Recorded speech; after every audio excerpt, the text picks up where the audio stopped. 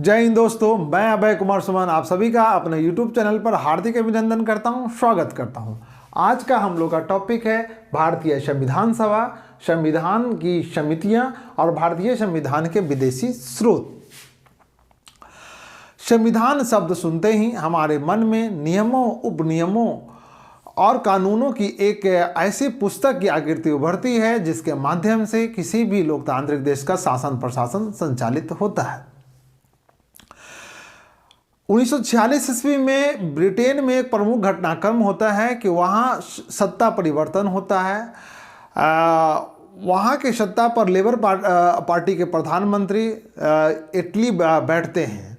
उनके बैठते ही एक बहुत बड़ा परिवर्तन होता है। वह मार्च 1946 ईस्वी में एक कैबिनेट मिशन बनाते हैं। 3 सदस्यों का एक दल भेजते हैं जिसका नाम होता है कैबिनेट मिशन। वो कैबिनेट मिशन भेजने का उद्देश्य यह है कि भारत को कैसे स्वतंत्रता दी जाए और स्वतंत्रता से पूर्व भारत में किस प्रकार संविधान निर्माण किया जा सकता है, इसका आकलन करने के लिए एक रिपोर्ट बनाने हेतु कैबिनेट मिशन भारत आता है। कैबिनेट मिशन जब भारत आता है तो कैबिनेट मिशन भारतीय संविधान सभा के गठन का प्रस्ताव पेश करता है। भारतीय कैबिनेट मिशन कहता है कि अविभाजित भारत में प्रत्येक 10 लाख की आबादी पर एक सदस्य एकल संक्रमण पद्धति से निर्वाचित होकर संविधान सभा के सदस्य होंगे।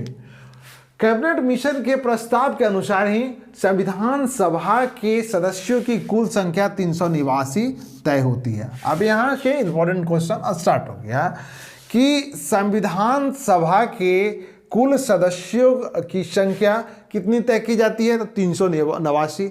ये सदस्य कैसे चुने जाएंगे, तो एकल संक्रमण मत पद्धति से। और कितनी आबादी पे, तो 10 लाख पे एक सदस्य। इस प्रकार 389 को भी विभाजित किया जाता है। कैबिनेट मिशन के अनुसार 389 को 3 भागों में विभाजित किया जाता है। कैबिनेट मिशन का प्रस्ताव है कि 389 में 292 सदस्य जो होंगे वो प्रांतों से निर्वाचित होंगे, ब्रिटिश प्रांतों से, और 93 सदस्य जो होंगे वह देशी रियासतों से होंगे, और 4 सदस्य जो होंगे कमिश्नरी क्षेत्रों से होंगे। तो 292 प्रांतों से, 93 देशी रियासत क्षेत्रों से और 4 कमिश्नरी क्षेत्रों से। इस प्रकार टोटल सदस्यों की संख्या कितनी हो गई, तीनों को जोड़ेंगे तो 389। तो 389 संविधान सभा के सदस्यों का निर्वाचन किया जाना है। उसमें भी कहा जाता है जो ब्रिटिश प्रांतों से 292 सदस्य का निर्वाचन होगा, इसको 3 भागों में बांटा जाएगा धर्म के आधार पे। एक होगा सामान्य सदस्यों की संख्या 213 होगी, और मुसलमान सदस्यों की संख्या 79 होगी, 79 होगी, और सिख सदस्यों की संख्या 4 होगी। अब यहीं से अंग्रेज तिक्रम कर दिया था जो आज भी भारतीय राजनीति में देखने को मिलता है। उसने क्या किया कि संविधान सभा के माध्यम से भारत में धार्मिक विभाजन कर दिया। उसने कहा कि प्रांतों में जो मतलब संविधान सभा के सदस्य होंगे वो समान कैटेगरी के होंगे, मुसलमान होंगे और सिख होंगे, 3 भाग में होंगे। यानी धार्मिक विभाजन संविधान सभा के सदस्यों का हो गया। और ये जो 4 सदस्य होंगे कमिश्नरी के, वह भी इसी के अंतर्गत आएंगे, यानी 292 और 4 296। तो इस प्रकार कहा गया कि समान 213 होंगे, मुसलमान 79 होंगे, सिख 4 होंगे, यानी तीनों मिलाकर कितने होंगे 296। 296 में इस प्रकार विभाजन किया गया। तो 296 ये दोनों मिला के 296 हो गए, और देशी रियासत 93, यानी तीनों को जोड़ने पे 389 सदस्यों का चयन करना था अविभाजित भारत से। उस समय मतलब पाकिस्तान का कॉन्सेप्ट नहीं था, पाकिस्तान का जिक्र नहीं था। तो इस प्रकार जो चुनाव हुआ उस चुनाव परिणाम चौंकाने वाले हुए। कांग्रेस को 208 सदस्य मिले, यानी 208 स्थानों पे उसे जीत मिली, यानी संविधान सभा में कांग्रेस के 208 सदस्य हो गए। मुस्लिम लीग को 73 यानी 73 स्थानों पे विजय मिला, यानी मुस्लिम लीग के संविधान सभा में 73 सदस्य हो गए। छोटे छोटे दल जो अलग अलग लड़े थे उनके 7 सदस्य हुए, और निर्दलीय रूप से 8 सदस्य। ये सबको जोड़ेंगे तो टोटल आएगा 389। संविधान सभा की पहली जो बैठक होती है 9 दिसंबर 1946 ईस्वी को होती है और उसमें सच्चिदानंद सिन्हा को संविधान सभा का अस्थायी सदस्य चुना जाता है, अस्थायी अध्यक्ष चुना जाता है। तो अब यहाँ से क्वेश्चन आपसे क्रिएट किया जाएगा कि संविधान सभा के प्रथम अस्थायी अध्यक्ष कौन थे। तो संविधान सभा के प्रथम अस्थायी अध्यक्ष सच्चिदानंद सिन्हा थे और 9 दिसंबर 1946 ईस्वी को चुने गए थे। संविधान सभा की पहली बैठक कब हुई, तो वह भी उसमें भी आंसर होगा कि 9 दिसंबर 1946 ईस्वी को। इस बैठक का मुस्लिम लीग ने बहिष्कार किया था, मुस्लिम लीग इस बैठक में भाग नहीं लेती। 9 दिसंबर के बाद तुरंत 2 दिन बाद यानी 11 दिसंबर 1946 ईस्वी को डॉक्टर राजेंद्र प्रसाद को संविधान सभा का अस्थायी अध्यक्ष चुना गया। अब यहाँ पे 2 चीज याद रखना है। 9 दिसंबर 1946 ईस्वी को सच्चिदानंद सिन्हा को अस्थायी अध्यक्ष के तौर पर चुना गया। उसके मात्र 2 दिन बाद यानी 11 दिसंबर 1946 को राजेंद्र प्रसाद को संविधान सभा का अस्थायी अध्यक्ष निर्वाचित किया गया। ये दोनों व्यक्ति का संबंध बिहार से है। डॉक्टर सच्चिदानंद सिन्हा भी बिहार के हैं और डॉक्टर राजेंद्र प्रसाद भी बिहार के हैं। लॉर्ड माउंटबेटन योजना के तहत भारत को स्वतंत्रता मिली, ये आप शायद जानते होंगे। तो लॉर्ड माउंटबेटन ने 3 जून 1947 ईस्वी को यह घोषणा की कि 15 अगस्त 1947 तक भारत स्वतंत्र हो जाएगा और भारत जो स्वतंत्र होगा 2 राज्य के रूप में स्वतंत्र होगा। एक का नाम भारत होगा और एक का नाम पाकिस्तान होगा।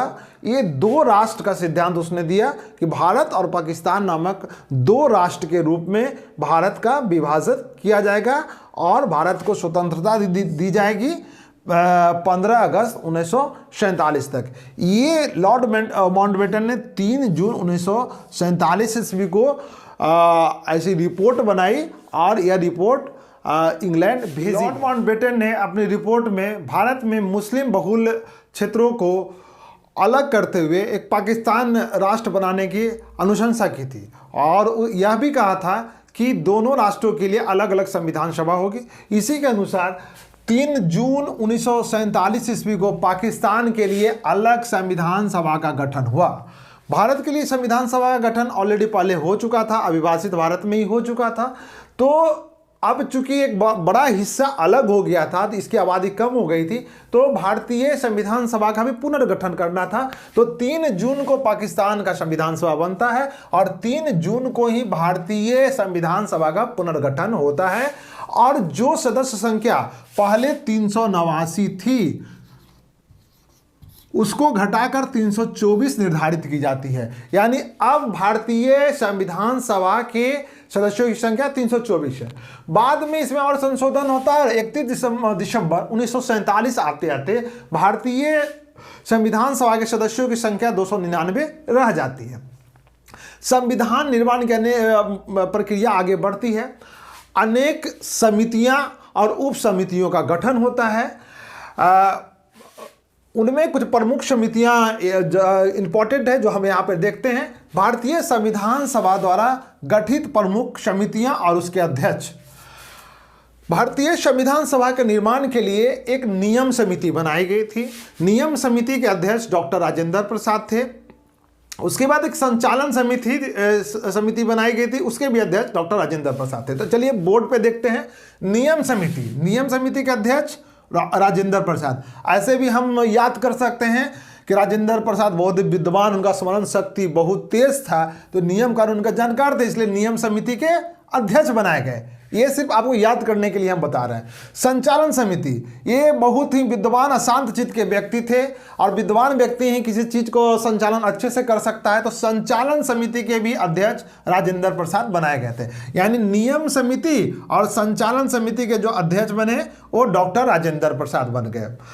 संघ संविधान समिति और संघ शक्ति समिति, संविधान बना और संविधान में जो शक्तियां थी उसका सबसे ज़्यादा उपयोग अगर किसी ने किया या सबसे ज़्यादा किसी को फायदा हुआ तो पंडित जवाहरलाल नेहरू, इसलिए कि वे भारत के प्रधानमंत्री बने। तो संघ संविधान समिति और संघ शक्ति समिति, 2 अलग अलग समितियां, दोनों के अध्यक्ष पंडित जवाहरलाल नेहरू। यानी संघ संविधान समिति, संघ शक्ति समिति के अध्यक्ष हैं पंडित जवाहरलाल नेहरू। इसमें 8 समिति जो बोर्ड पर देख रहे हैं, इसमें सबसे इंपॉर्टेंट कोई समिति है तो प्रारूप समिति। प्रारूप मतलब ढांचा, संविधान का ढांचा बनाने की जो जिम्मेदारी जिन पे थी, उस व्यक्ति का नाम है डॉक्टर भीमराव अंबेडकर। प्रारूप समिति के जो अध्यक्ष थे वो भीमराव अंबेडकर थे। सबसे इंपॉर्टेंट है, इसको VVI कह सकते हैं। सभी एग्जाम में पूछता है, BPSC, UPSC और जनरल सारे एग्जाम में ये पूछे जाते हैं। तो प्रारूप समिति की जो अध्यक्ष हैं डॉक्टर भीमराव अंबेडकर। और झंडा समिति, झंडा समिति भी एक इंपॉर्टेंट समिति है और जिसके जो अध्यक्ष हैं JB कृपलानी साहब हैं। झंडा समिति का अध्यक्ष JB कृपलानी। JB कृपलानी को और भी याद रखिएगा कि मूल अधिकारों के लिए जो एक उप समिति बनी थी ना, तो उसके भी अध्यक्ष JB कृपलानी थे। इन समितियों के अलावा भी कई उप समितियां बनी थी और संविधान के निर्माण के लिए। तो उसमें एक बहुत चर्चित समिति थी मूल अधिकार उप समिति। तो मूल अधिकार उप समिति पूछा जाता है, हाल में एग्जाम में पूछा था, उत्तर प्रदेश PCS में भी पूछा है। तो JB कृपलानी जो थे वो झंडा समिति के अध्यक्ष हैं और मूल अधिकारों की उप समिति के भी अध्यक्ष हैं, ठीक है। और उसके बाद एक समिति है परामर्श समिति, परामर्श करने, आपस में परामर्श करने की समिति। तो परामर्श राय विचार कौन करता है? जो आदमी सरदार होता है। तो सरदार आपको याद करने के लिए मतलब ये स्मरण दिला रहे हैं कि परामर्श समिति के जो अध्यक्ष हैं सरदार वल्लभ भाई पटेल। हम ऐसे याद कर सकते हैं कि परामर्श राय विचार कौन करेगा? जो सरदार होगा वही ना सबसे राय विचार करेगा। तो परामर्श समिति के जो अध्यक्ष हैं वो सरदार वल्लभ भाई पटेल। प्रांतीय संविधान समिति, भारत के जो देसी रियासत है, जो छोटे छोटे प्रांत थे, उसका विलय किसने किया था भारत में? हम लोग आगे पढ़ेंगे भी और आप जानते भी होंगे, जो कंपटीशन की तैयारी कर रहे हैं, सरदार वल्लभ भाई पटेल ने किया था।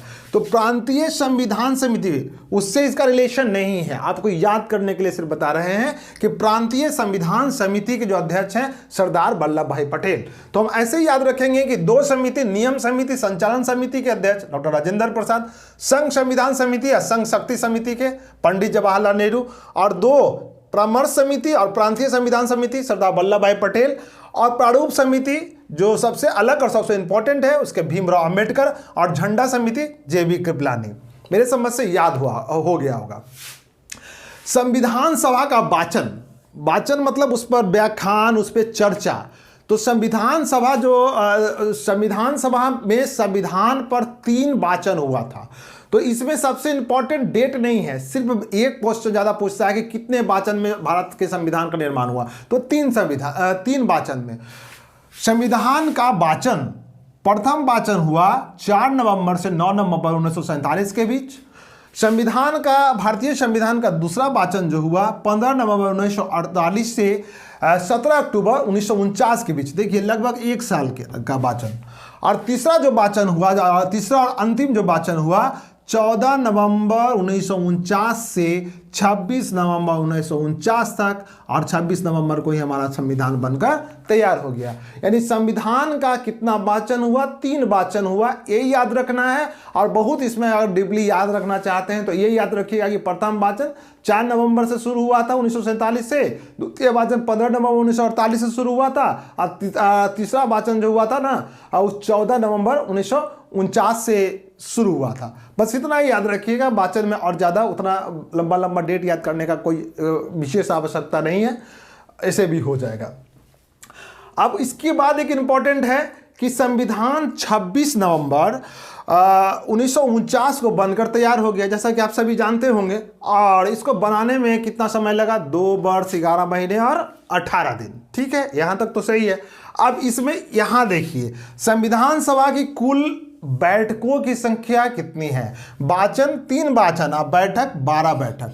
12 बैठक में जो एक आखिरी बैठक 24 जनवरी 1950 को हुई थी वह भी शामिल है 12 बैठक में। 12वां बैठक वही है 24 जनवरी 1950 को। उसके बाद संविधान सभा को डिसॉल्व कर दिया गया था। तो संविधान सभा का कुल बैठक 12 बैठक हुआ था और 166 दिन तक संविधान सभा चला था, मतलब 12 बैठकों में जो चर्चाएं हुई थी या डिस्कशन हुआ था 166 दिन तक। इसमें प्रारूप एक अलग से भी इसमें इसी में पूछता है 166 में वो भी शामिल है कि प्रारूप समिति जिसका जिक्र कर रहे थे उसमें जो डिस्कशन हुआ सबसे लंबा डिस्कशन उसी संविधान के प्रारूप पर ही हुआ 114 दिन। तो 12 बैठक में संविधान पर जो 12 बैठकों में दिन कितना दिया गया था 166 दिन, बैठकों की संख्या 12, वाचन कितना 3, और अंतिम जो बैठक हुआ है संविधान सभा का 24 जनवरी 1950 को, और उस दिन सिर्फ यह हुआ कि राष्ट्रपति का निर्वाचन हुआ और संविधान सभा को भंग किया गया और 26 जनवरी से संविधान लागू करने की अनुशंसा कर दी गई और कर दी भी गई, और डॉक्टर राजेंद्र प्रसाद को भारत का प्रथम राष्ट्रपति बनाया। 26 जनवरी 1950 को भारतीय संविधान लागू हुआ। तो ये हम लोग देखे थे। इसमें आप समिति पे थोड़ा इंपॉर्टेंट है, इस पे फोकस करिएगा। इसमें सिर्फ आप ये याद रख सकते हैं कि 3 वाचन हुआ, वाचन का अगर डेट याद रखते हैं तो बहुत अच्छा है। और इसमें ये बैठक, कुल बैठकों की संख्या कितनी, 12 बैठक। जो ज़्यादा पूछा जाता है और ये कि मतलब पुनर्गठन के बाद सदस्यों की संख्या कितनी थी और बाद में मतलब दिसंबर में कितनी थी, 299।